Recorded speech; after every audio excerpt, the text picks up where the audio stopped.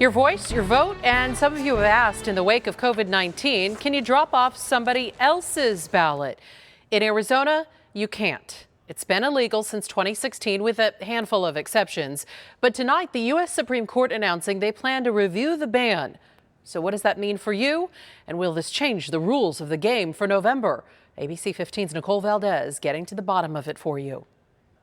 There are always two sides to every argument. When you cast your ballot, you want it to count, and we don't want anyone to undermine that process. This is a conversation that's part of a larger conversation of modernizing our electoral process. Critics call it ballot harvesting. Arizona made it illegal in 2016. Essentially, it's a practice that would let someone else turn in your ballot for you, whether that be a neighbor, a friend, or a third-party group hoping to help you submit your vote. Arizona Attorney General Mark Brnovich. Candidates, political parties, other individuals should not be handling your ballot. Only you or your family or a caregiver should be the ones touching it. Proponents of the practice prefer to call it ballot collection, though, and say it can actually make a world of a difference for minority voters. Within the Latino community, within the Black community, and within the Indigenous community, there are significant barriers to being able to get to your polling location. Alejandra Gomez says Lucha Arizona did it themselves before the law changed in 2016. We, on Election Day, have seen that the lines are 6 hours long. We have outdated machines.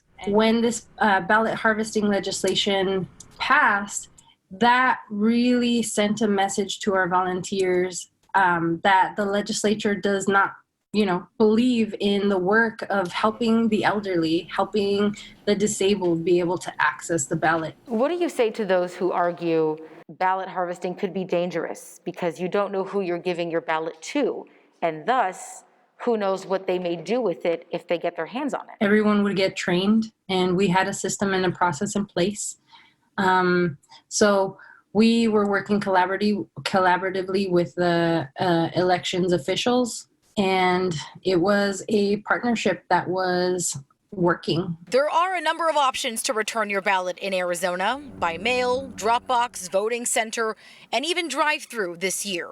Some still say it is imperative to be able to get something like this back, while others argue My job as Attorney General is to enforce the law as it is. Friday, the U.S. Supreme Court agreeing to take a look at the law after the Ninth Circuit Court of Appeals eventually overturned its own decision getting rid of the ban. They initially ruled it was constitutional. The Supreme Court usually almost never will take a case unless it has national implications. Today, some states like California do allow ballot collection, but emphasize that no one can interfere with the ballot's delivery to election officials. Now, will the U.S. Supreme Court's decision here apply to all states across the board? Well, the Attorney General tells me that may depend on how the court writes its decision, but we won't expect any until 2021. So for now, the practice is still banned, and that includes for the 2020 general election in Arizona. I'm Nicole Valdez, ABC 15, Arizona.